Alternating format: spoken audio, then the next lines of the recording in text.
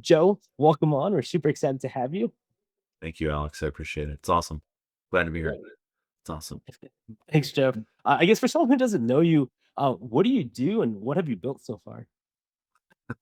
I'm a real estate developer by heart. I've also owned several different types of other businesses like restaurants, construction companies. I still own a construction company, um, and other various investments that I've made throughout my life. But when it all comes back to it, and when it all comes down to what I really love to do, and what I'm really good at and passionate about, it's building real estate, it's developing real estate. And the great thing about real estate is that you get to see what you create, and you also get to see how it benefits other people. One of the things, like, when we sit down and we look at subdivisions, I really like to develop subdivisions. There's something about subdivisions that I really like. But when you build a subdivision, if you kind of look at it, there's little tweaks that you can do that the entire neighborhood feels when they live there. The biggest one I'll talk about is one that we found out very early on, was that we always put a slight angle to our streets. And the reason being, instead of a straight line, the reason being is because with that little angle you put in there, or a hump that you put in there, it makes it so that you can't see five or six, more than five or six houses down in one direction. It's a little harder to see. And why is that beneficial? Well, it's beneficial if someone has something in their front yard, or it's beneficial if someone has a car or something that hasn't moved. It just keeps the streets way cleaner. It just keeps it much more clean and crisp, which I think it makes it better to live in. I think it makes it more comfortable for the people who live there.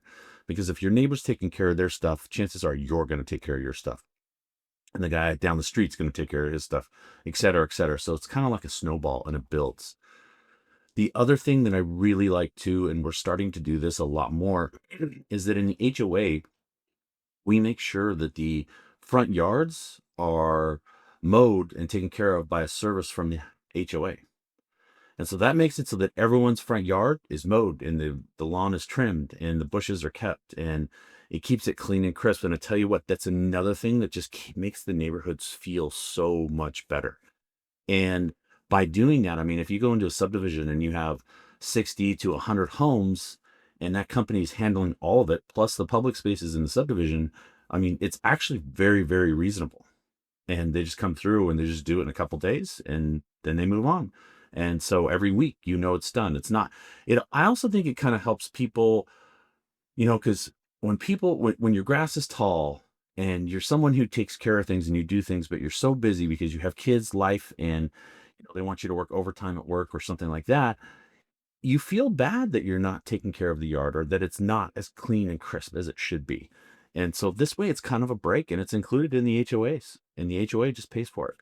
And we've seen that work really, really well. And I also really like the fact that when we do that, it makes it so that the neighborhood's always looking good. Nothing's more than a week or so hasn't been kept up, or mowed, or blown. The driveway's blown, or things like that. So I really do. Those are like the two things that we put into subdivisions now that I feel really make a difference, not only for the people living there, but the people who are about to live there. So So is that everyone's house? They just get lawn mowing for yeah, everyone's front yard, not the backyards, but everyone's front yard. It just gets mowed, and the HOA takes care of it. And so when you pay your HOA, that's part of your HOA fee. And it makes it so that, everyone's house is done on the same day, and it all looks sharp. And it's very simple. I mean, it's simple living, So it does make a huge difference when you pull into those neighborhoods. yeah. Makes So I them heard much better. somewhere that you've done over like 1,000 plus deals and you built anything from like mid-rise apartment buildings, industrial, you name it. Yeah, I have done a lot of deals. I've done a ton. Yes, I have done a lot of deals. I've done low rise, mid rise. I've done apartment to condos conversions. We've done a fair amount of those. We've done subdivisions, storage facilities, light industrial, heavy industrial, apartment complexes. I haven't done a marina yet. I'd like to do one. I haven't done an airport yet. I think that would be kind of interesting to do one of those, like a private GA. But yes, we have done a lot of different deals like that, and we've built a lot of homes.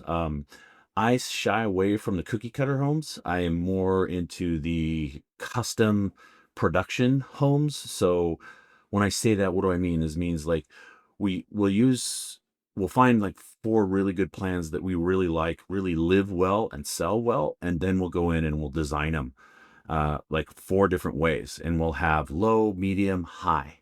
And then we'll have three selections from each, three or four selections of either of those, so that you get to see a little broader. I like to also combine the designs in our projects. So you'll see a little modern mixed in with some other style. And that seems to do really, really well as well. So yeah, we just completed a $6 million fix and flip house, and that house turned out amazing. And it's really fun because when you think about it, like when you're doing a house like that, something that is that kind of price range, you can really afford to put in some really cool things and do some really off the wall things. Like we put in a supercar garage, one of the coolest garages I've ever seen. Had the really triangle lights on top. It was all black, and then the floor was all marbled, and we had a television built into the wall and speakers in the ceiling. I mean, it was out of the park. So it's a car guy's garage, and it was awesome. Everyone that walked in there was like, "Wow, this is cool," and it really was. So yeah, we've done a lot of different deals, and I've been able to do a lot of really cool things in that sense. And then also, when you think about it, like we've done some deals, some condo conversions that we've done where I've been able to really kind of change the neighborhood. So you see a neighborhood and the houses are all 40, 50 years old. And we come in and we convert these apartments to condos.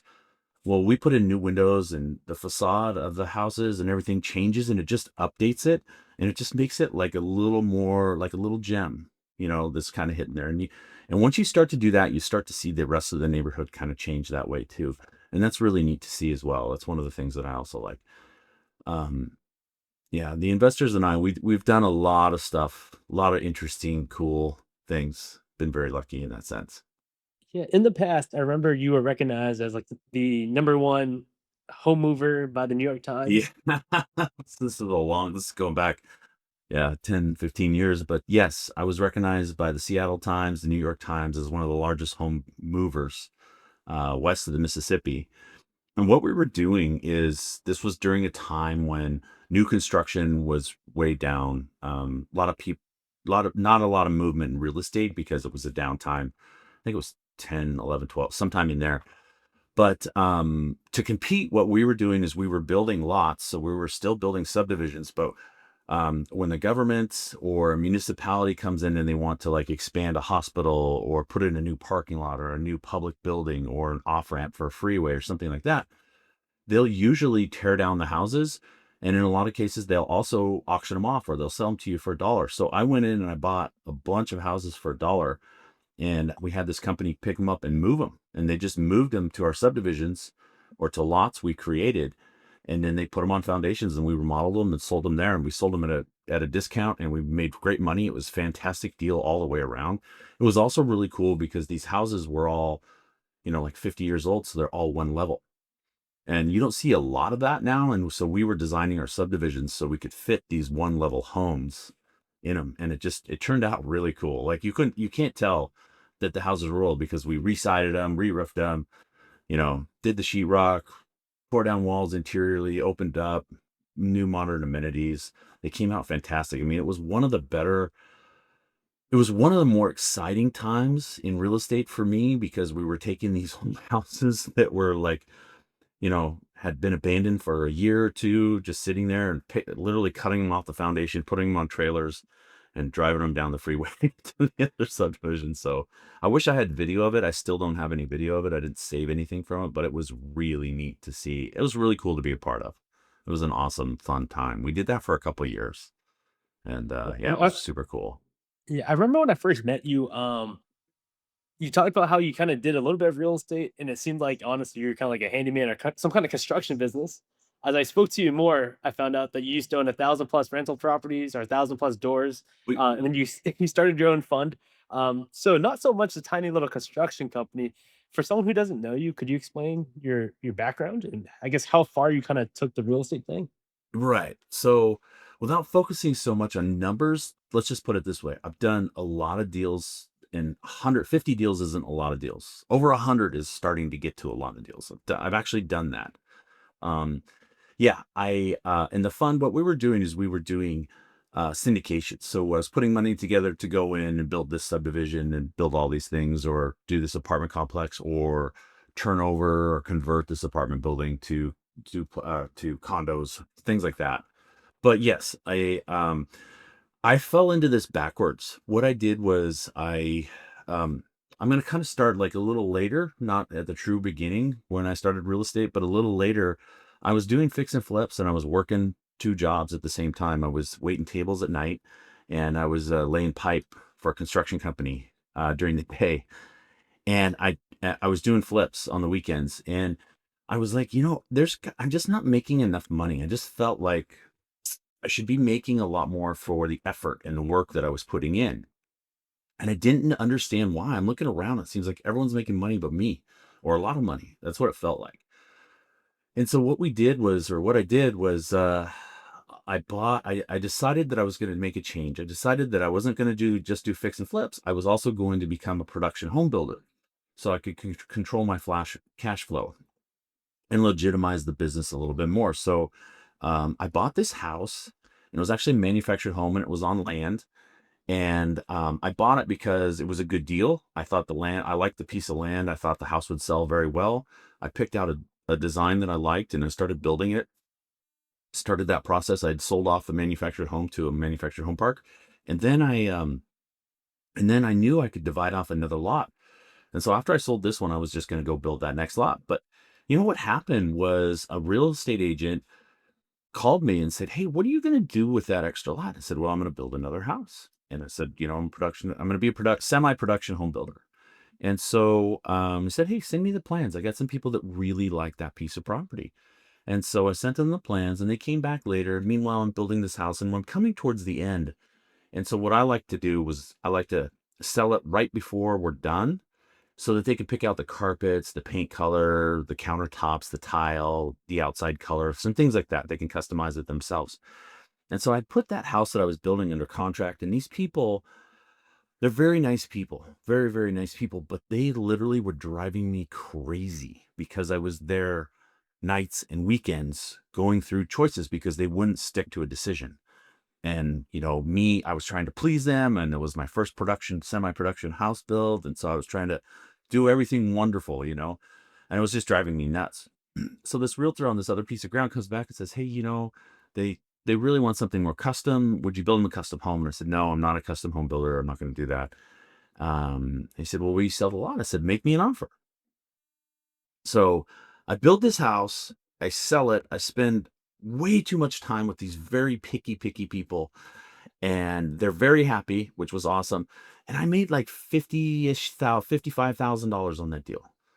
And then I turned around and I sold this lot, which I spent no time on. I had someone else divide it off. I didn't even pay attention to it. It didn't cost me a lot. I wasn't actively marketing it. I wasn't there every day working the schedule, trying to make sure stuff was done. I wasn't meeting with the buyers. I didn't do any of that. And I sold that. I made 85,000. And Alex, that's when the light bulb went off for me. That's when it was like, hey, I can be a production home builder or semi-production home builder, and I can make this, or I could be a land developer, divide off lots, and I can make this. And it's so much easier than dealing with the home buyer. I mean, it was like night and day. And I'm like, okay, I think I'm gonna go over here. I'm gonna be a developer. But what it did is it opened my eyes. That first deal really opened my eyes, and it was like, hey, you don't have to do business how it's always been done. You don't have to do business the way everybody else does business. You don't have to be the same as them. And once I kind of figured that out and I realized that, I started to do business the way I wanted to do business, or the way I thought business should be done, which was way faster. I thought things moved way too slow. I also believe that people just did things like they did their job or just to get it off their desk, not to have it done. So, in the companies that I operate, we do stuff. When we do something, it's done. It's not just getting it off our desk, just to check it off on a list. It's done. Um, And we used to do it like as if we wanted to get it that way. The other thing too that I changed was that I thought was very important is that we started to treat our suppliers and our subs and the people that worked with us like partners. And I know that's a cliche. People say, "Oh, we treat them like partners." I mean, no, we really did. So we started selling them on doing business with us. We started streamlining processes. So I remember the first time we did this with the HVAC systems is that we had the house plan and I handed the guy, I always get 3 bids. I handed the first guy a packet and I said, "These are all the parts that we need for this. It's all diagrammed out exactly where it goes. We want no variations. Give us a bid." And he's like, "This is the first time I've ever had a residential contractor hand me a scope of work that is like a commercial contractor so that I can bid it and so that I know exactly how much time it's going to take for my guys to come in and out." And when we started doing that, like we started doing it with electrical, we started doing it with plumbing, we did it with frame. When we started to behave that way, we started to attract companies that wanted to work with company that was doing it that way. And when you do that, you become a powerhouse. Like no longer is the sub showing up 2 to 3 days or a week later than he said he was going to be there. No longer is it okay that they don't have the right part because we've given this to them 2 months before we started the project, so they should have everything in hand. We're not getting change orders anymore because everyone's seen it. We've already talked about it. We have it all dialed in. And the coolest thing, I mean, like now, the way we do this, which is even cooler, is you've seen those QR codes, right? Yeah, so you know what one is. So for every design we have a QR code. And so like let's say the master bath has a QR code just for tile. And in there, if you click it on your phone, and there's a laminated sheet that is in the building.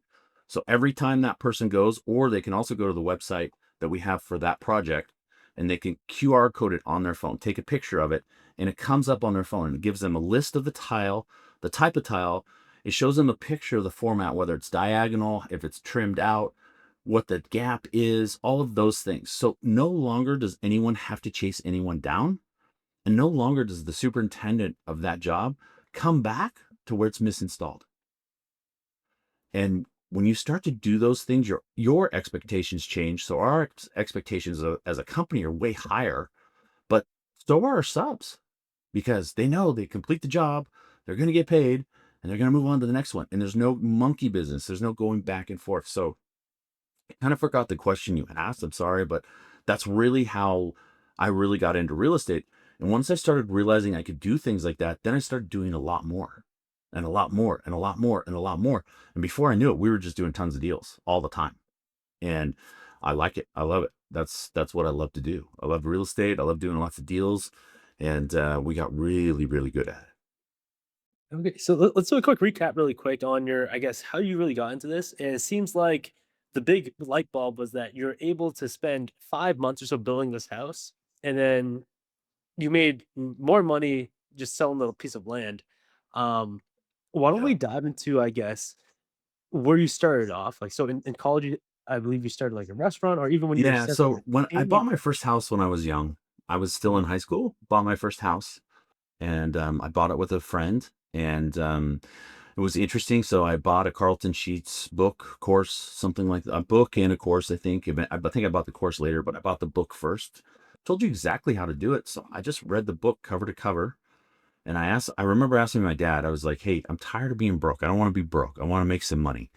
And he said, "Well, why don't you do real estate?" I did real estate when I was starting out, and it was a pretty good deal. So you should do real estate. So I was like, "Okay, well, what do you do?" And he's like, "There's that Carlton Sheets book. Why don't you get that book and just read it?" And so I read it. And in the book, I'll remember this and because I didn't believe it, or I didn't think, actually, I was too young. I didn't know whether I could do it or whether I couldn't do it. But it said in 30 days, if you do what this book says, in 30 days, you will have a house with no money down. All right. So I read the book, did exactly what it said. And guess what? In less than 30 days, I had a house, no money down. Now, the no money wasn't quite it. What I had done was I had bought the option to buy the house and I had paid those guys $6,000 for that option. But what that allowed me to do is it allowed me to control the property. So I didn't have to buy the whole house. I just bought the option. So we did that, and I spent about another $6 or $7,000 fixing up the house. And then what happened is we fixed up the house and we sold the house before I was contractually obligated to buy the house. And so I was really like the sandwich in the middle. I was the meat in the middle, and that's how I made money. I didn't know that that's a scary way to do business. I didn't know that most people wouldn't do it that way. I didn't know any of those things. Carlton Sheets said it in this book, and he said, if you do it, you'll make money. And guess what? It worked. I mean, it's the craziest thing. I just did exactly what the book said. In 30 days, I had a house, and in 90 days, I'd fixed it up and sold it total. That So was when you were that's in how, high school, right? that was when I was in high school, and I did it with a high school buddy. And so when we did that, we made some money, which was awesome. And then I went to work on a boat in Alaska for the summer. And I made a lot of money doing that. And that kind of ruined me a little bit because I don't think you should be, it's when that kind of money comes to somebody um, that doesn't know what to do with it, gets a little crazy. And I was a little crazy. So the next year after that summer, I went to Alaska. I went to college. And, uh, and then the next summer, I went back up to Alaska to work on boats because I made so much money. I could pay for college and everything. Well, this time I came back and I was watching after that first year, during that first year in the spring semester, I was watching all the seniors graduate, and man, these guys weren't making anything. It was hard for them to get a job. If they got like a salary of 16,000 a year back then, I'm dating myself, I know, but they were ecstatic. And I was like, dude, I'm not going to go through 4 years of college and then not have anything. So after that summer, um, the chef on the boat was like, "Hey, you should open a restaurant." And I was like, "Oh, you know what? Okay." So I went back to school. I found a restaurant I liked from where I lived, and then I went to school about 6 hours away. Then I went to school and I opened that restaurant. I just copied what they did. Now, I never really worked in a restaurant. I didn't know the dynamics of a restaurant. I didn't really understand a P&L or a balance sheet. I didn't know what any of those things were. But alls I knew is that this person that I respected said I should open a restaurant and then I'd be really good at it. And then, so I did it. So I went back to school. I found a location. I put all of my money in from that summer into this location and I started a restaurant and I made every single mistake you can make as a business owner.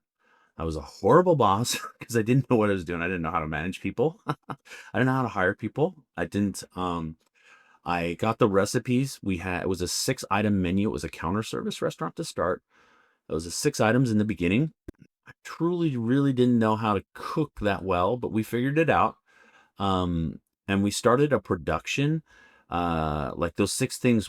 The way we started, it used to be skewers of meat. Okay, so we would cook the skewers of meat. Well, here's the problem when you have meat on a skewer, is the middle doesn't cook all the way. It takes extra long time, right? So you can't just cook it on the grill. You got to cook it in the oven and then cook it on the grill. So I'm not a cook, but it took me a little bit to figure this out. And then, you have to cut up the meat and put it on the skewer. So what was happening is that we would do all this work and we would put it on the skewer and then we would run out of food because we'd sell it. We'd run out of food. And I'm like, this is not working. So then I learned, well, we just got rid of the skewer. So then we measured it out in cups. We cooked the meat on the grill.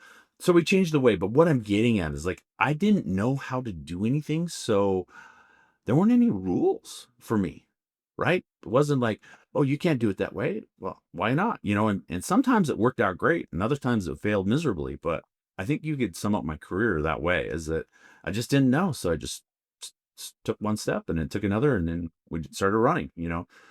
But yeah, I started a restaurant. That was a trip. That was also where I met my wife. She was the only employee I ever dated there, which was a crazy story. We've been married a long time, but it was pretty awesome. And then I got out of the restaurant business. I sold the restaurant. I had to bring on a partner because I was nosediving and I needed some financial help and I needed some business structure on the back end that I just didn't have. And that partner provided that. And so we left and we went back to where I originally lived, which was in Bellevue. And so I got a job selling cameras at the Good Guys. And while I was trying to figure out what I wanted to do, and I knew I wanted to get back into real estate because I really liked the money and I really liked doing that. And Bellevue was just too rich for me. I just didn't have enough money to start, capital to start. So I was selling cameras at the Good Guys. I ranked really high in their system for sales within the first couple months. And then I sold a camera to the guy that owned Olympic Boat Centers, and they were the world's largest boat seller in the world in Washington State. Kind of crazy, but they sold more boats than anybody. And so I went to work for them in one of their flagship stores, and I had a really cool sales manager and general manager, and they taught me how to sell boats. I remember he gave me a filing cabinet and said, "These are all the debt deals. Call them all and tell them you got a good deal on whatever model it was they were looking at." So I sat down and I started calling them all. I'll never forget this. This is a good story about that. Is that, Alex, the first day I started selling boats, guess what happened? What happened? It snowed. It literally freaking snowed. And I'm at a boat store that is landlocked. Like, there's no water around it. There's all these boats on trailers, but it was right next to the freeway. So we sold a ton of boats, but it's landlocked and it's covered in snow. You can't even see the boats. That was the first day I went to work. It was crazy. I'm like, what did I say? What? But you know what? I got some amazing sales training. I learned a lot about myself. I learned about a lot about selling boats. I always loved the water, loved boats. I worked on boats, so I understood the boat process. I understood why people would want to get one, and sold boats. And then after that, I really wanted to start real estate. So my wife and I, we moved somewhere where we could buy our first property, afford to buy it. And so we moved in with my grandmother in another state, and that was also a great time because we got to know her before she left. But it was pretty awesome. So that time, that's how I started my business. And I had the support of my wife too. When we moved, I was working nights, being a waiter in a high-end restaurant, and then I was working days as construction, and I was literally just laying pipe in the ditch. I was like the guy with the shovel, and there were a couple of us doing that job, and I learned a lot about what not to do in that job, and also what to do. But it made it so I understood the construction process. So I think that kind of helped me a little bit. I wasn't there a long time, but I was there 6, 7 months ish. So it was good. And then I just started doing deals. So when you were 17, you got the first house. 2021 ish, you started that restaurant. Is that correct? No, I was 19 or 20. Mhm. Yeah, I think I was 19. So Yeah. 19 to 20, you started the restaurant. I guess you Yeah. graduated school at 22-ish. Is that when you shut down? 23, 22, 23. Yes, when I graduated Mhm. college. Yeah. And that's when you shut down the restaurant? I didn't shut it down. The partner took it over. Like Mhm. we moved on. So yeah. And then after that, 23, 24-ish, you and your wife at the time moved to a To move different to city? Oregon. Yeah. Mhm. So first we went back to Bellevue. We figured out that it wasn't going to work for us there. We just didn't have enough. I didn't have enough capital, and everything was very expensive there. Where I could go to this other town and buy a house, and it wasn't a lot. So I decided that would be better. I for some reason I thought I would be able to do more deals. Who knows? Maybe I wouldn't have. I'm not sure. But we were able to live with my grandmother, and that was awesome for us because we really got to know her. But it was also a good break for us because we didn't have a lot of expenses during that time, so we could build up some cash reserves to do some things. So during that time, you finally, I guess, got into flipping houses while you were working practically all the hours of the day. Yeah. When did you do that BOGO deal? And when did you start that first subdivision? I remember you spoke to someone who was Yeah. on the So job site. yeah. So what happened was I was working construction, and in working construction, the construction company was building its own subdivision. And so when I was working construction for him, I was actually working on that subdivision. So I was laying pipe, and I would go over and I would talk to the guys who were involved in the planning and stuff. And I was just listening, but I was asking questions like, "Oh, okay, so how do you figure this out? Like when you bought the raw land, how did you know how much to pay for them?" And he said he's like, "Oh, I paid $10,000 a lot."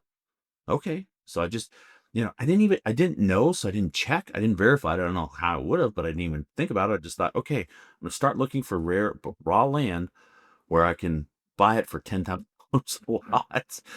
And then I was like, okay, well, then I started talking to a realtor who had done a lot of subdivisions. He said, "Oh yeah, well, I think the developers they pull out 20% for streets and roads, or 25%, or some number like that." So when I was looking at land, I would take the total number of square footage and I would take out those, And then somebody else is like, well, okay, well, how do you do the zoning? How do you understand how what you can build on there and everything? Where are the rules for that? Oh, that's down at the city planner. So I'd go visit the city planner, and I just talk to him, and I would walk in there to the counter, and I would have a deal. And I would just remember the first one. I was so excited. I'm like, yeah, hey, this is 2 acres, and it's awesome, and it's zoned this.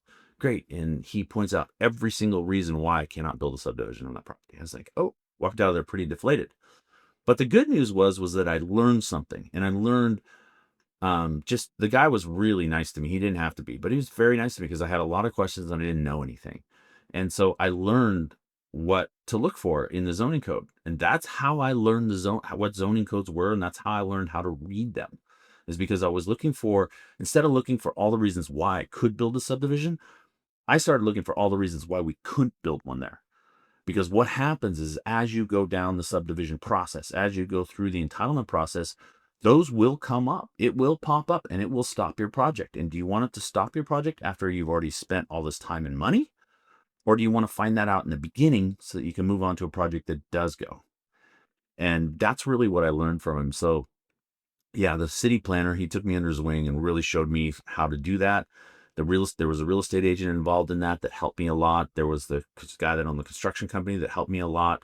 Those guys all helped me. I mean, it was kind of like a team effort, but I was grabbing little pieces here and there. And it wasn't like we sat down and we talked to coffee or any of that bullshit. It was just, on the job, like, oh, hey, how'd you figure this out? Or what happened there? Or why are we doing it this way? Or, you know, um, those kind of questions. And I go see the city planner, and I took him like 10 deals before I got that first subdivision. And it was a good thing because by the time I had come to that subdivision, the subdivision was ready, and I had already been through some ups and downs of, is this going to work? Is it not going to work? And there were a couple things with that subdivision that made it look like it wasn't going to work, but he showed me how we could push him through because he'd gotten to know me and he had started to like me a little bit. And so he's like, well, you could do this or you could do that. And we ended up doing a couple of those things on there. We got to go and it worked. Then the next thing was I was like, oh crap, I got this subdivision now. How am I going to build it? Because I didn't know that you could sell these things and you could sell them at entitlement. I actually built it. So I went out and found the money. I went out and found investors, and we put the money in, and then we went out and found a lender. And we literally, I'll tell you what, here's what I did was I took a pin and I drew a 10-mile radius around that subdivision. I called every single bank and credit union in that 10-mile radius. Then I took a pin and I drew a 15-mile radius. And guess what? It was in the 15 to 20-mile radius that we found a bank that would lend us the money to build that subdivision. And yeah, I had a lot of lucky breaks, but that's how it happened. That's exactly how it happened. And so they lent us the money to build the subdivision. I had never done a draw schedule before. I had never drawn out money for construction projects before. So this is my first draw schedule I'm putting together. I didn't understand that you want to kind of front load these so you have the capital to push along as they do things.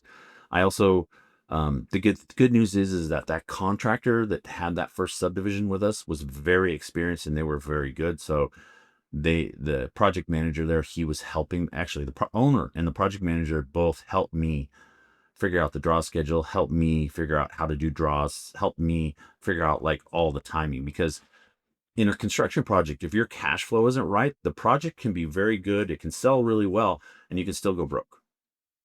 And so I learned a lot of those things on that. I learned everything on that first project, basically. And then just refined it as we went. So the crazy thing though is that once I built that project and I got paid, I was like, oh dude, we're doing a lot of these. So immediately I'm looking around and I start signing up parcels of ground that I can get through the subdivision process. And like within the next year, I think we did like another 5 or 6 subdivisions right around that area because that area was selling really well. And we just picked them up and we just pushed them through. And it was kind of crazy in the sense is that there were people there who'd been doing subdivisions for a while, and they'd do one and pause and do the next one. And here I am. I have one that I just finished, and then I just signed up 3 to do at the same time. And then I'm still trying to sign them up. And I think what it did is they saw that, and they saw like I was pretty young at that time. I think it was right around when I was 30, and they saw what I was doing, and they're like, "Hey, I'm not gonna let this little 30-year-old like whoop our ass and take all our deals." So then they started. I kind of created my own competition. But it'll that made me branch out and look at other markets and do other things. So it was good, but like I said, I didn't know that you did one and then you waited and you did another one. You didn't do one and then go sign up three and do three and then sign up five and then do five. I didn't know that you couldn't do that. So that's what I mean. Like it was really great because there was a lot I didn't know a lot of like the preconceived rules that other people had or thoughts. I was just more like, oh, we're done with this. Oh, I'm going to go do this one. Let's do that. Oh, what? Let's go do that. I'm going to do that. And that's also how we broke into other markets. Like I didn't know that you shouldn't go do more deals in other markets because the market's doing really well and your market that you're in right now is starting to slow down. Like, I don't think people really thought of that. They're like, oh, I live here. I do real estate around me. I build up all these rentals. And I'm like, yeah, that's great. But when the market sucks there, I don't want to do business there. I want to do business where the market's booming. And so that's what I did. For anyone who's wondering, do you mind me asking how much you made on that first subdivision? Made over $1 million. And you were That's what I 30 can at the say. time? Yeah, that's what I can say. We did over $1 million. It was good. We did really well. Did very, very, very well. Yeah. Yeah. And I learned some tricks there too. I made some mistakes. I could have done better. I probably could have made a third more if I'd done it a little bit differently. But I was so excited to have it sold and off my rear to say, and I also was terrified of how much money I owed on it. Like I didn't have that much money. I never even made that much money. You know what I mean? Like, and the bank lent it to me. I think they lent it based on the strength of the guy building it, the construction company. They're like, oh, they'll deliver this. Okay. You know, it wasn't the first deal I did with that bank either. I had built 2 houses with them before, but they were some very small deals in comparison to this. And What did that feel like when you received the money? It's kind of like exiting your own company, I suppose. yeah, I didn't feel anything. I felt more like next. I didn't feel like, woohoo, this is awesome. Let's celebrate. I don't even think we celebrated. I think it was just like, that's great. It's in the bank. Yes. Okay. Because good thing because we gotta put the earnest money down on this one, and this one, and we have to pay the bills on that one. And it immediately when I went straight back in. So when I started my business, like the first year, I was working nights and I was running my business, and then I'd quit the construction by then. I was working nights, so I was bringing in some income. My wife had gotten a really good job, and we were still living at my grandmother's.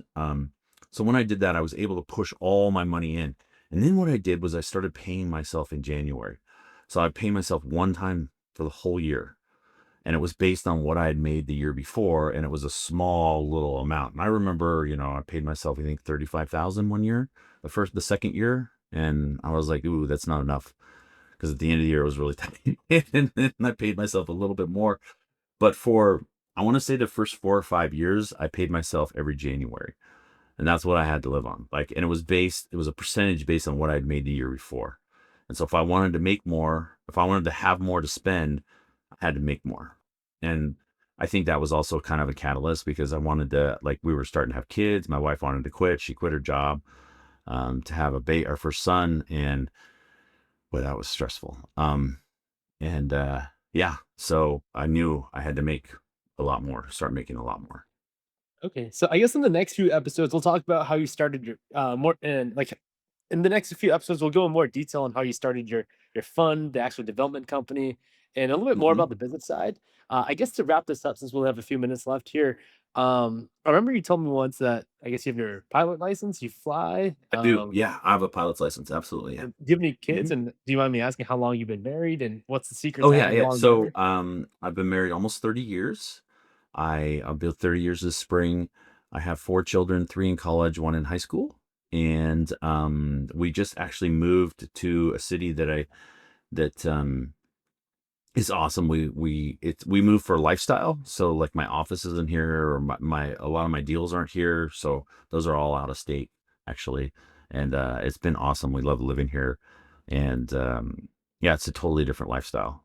Totally different. It's more like we live in a resort. So it's resort living. So it's, if you can imagine that, it's kind of hard to go to work some days. You're like, oh, no, no, no, I got to go to work.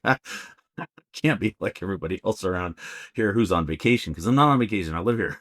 So that part for sure. But yeah, Four kids, three in college, one in high school.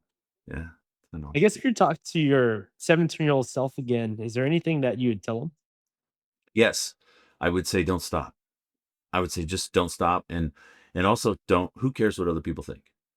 Like, who gives a shit? Because I used to worry about that a little bit, just a little, because I did a lot of things that people were like, "You're never gonna. This is never gonna work for you. This won't." I had a lot of people tell me no, and I don't know. I think like maybe I just don't have that gene that hears it, and I just kept doing what I wanted to do or what I thought was right instinctively, and it worked out.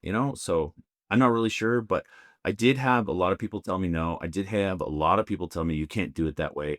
I had a lot of people tell me it's never been done that way, or we don't do it that way, or this or that. And one of the great things is I think I learned this in the restaurant is that I only started to listen to people who had done what I wanted to do. So those people were qualified to tell me and talk about what I wanted to accomplish. Whereas you can have a neighbor, you can have a friend, and those are all great people. But unless they've done what you're doing, they really don't have a place in giving you advice on. And I still stand like that. I tell my kids that all the time. Like, if you're going to listen to somebody, advice or whatever, make sure they've done what you want to do, or make sure they've at least tried it. They could have tried it and had it not work out. Yeah, I would hear what they had to say. But someone who's never done it, telling you, "Oh, that'll never work," or "This doesn't work." How do they know? They've never done it. So, Yeah, and then my last question here as we wrap this up is I know you talked about how you had a lot of ups and downs, and some of the moments have been super tough. During your yes. toughest moments, what did you tell yourself? Do you have any, I guess, any Yes, advice yes. that kind of So drove you through this? Or? so 2008, 2009, very, very tough time for real estate in general, and very tough time for real estate developers. And all I told myself was, I mean, I went from having a very high net worth to having a negative net worth in 2009. And it wasn't because I did anything different or I made a bad move or I made a mistake. It's just what happened to the markets. Um, and the only thing I knew to do was to take one more step. So I didn't look up and say, "Oh, the world is falling." I just looked up and said, "Okay, I need to take one more step," because I knew if I took one more step, I'd get one more step closer to what I wanted to happen. And there are times in your life where you should not try to grow. Like during that time, I didn't try to grow. I just tried to maintain. I remember there was about 18 to 24 months there where I was just like, you know what? I just don't want to have to sell anything. I want to put food on the table for my kids, and my kids were in private school at that time, and I just want to get through this. And so I just took one more step. I will say the same thing too. When I started the restaurant, when I was working in the restaurant, I was literally working open to close every day there, no days off, and I was miserable. And I'll tell you this, I just took one more step, and that's what got me through those times. So if I had anything to say about that, like when times really get tough, just take one more step. No, that was really helpful, Joe. I think what we'll do here is we'll wrap it up, and then in the next week or so, we'll cover your other stuff. Okay. Sounds good. Thanks, All right, cool. Alex. Thanks so much for having you on, Joe. Yeah. I guess do you have any last any last comments as we close this out? Do something. Uh, That's my wisdom. Just go out and do something, man. Do something you want to do. Man, make it fun. You want to you want to start a business? Go start a business. Go get some customers before you start. So when you start, you have customers and income. You know, go do something. It's awesome. All right. Thanks so much, Joe. All right.